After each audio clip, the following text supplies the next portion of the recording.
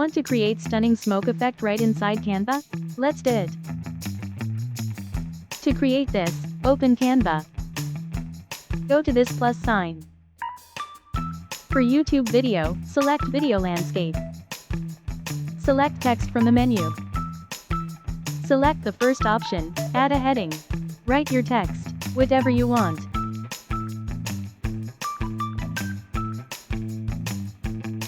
Select the text size, color or font size of your choice. Once you select it, go to the text which you have written and duplicated. Go to Effect, select Hollow Effect. Go to Elements, Videos and search for Smoke Gun.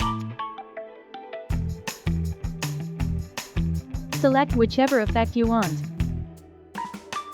For the effect with crown symbol you have to go for Pro version. Select the effect without crown symbol for free. Adjust its size. Go to Positions. Select Layers and drag the smoke effect video. Keep it between the two texts. First should be hello text.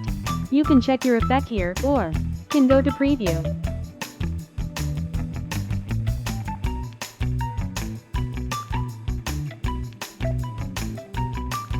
To add the audio effect, go to Menu, and select Audio.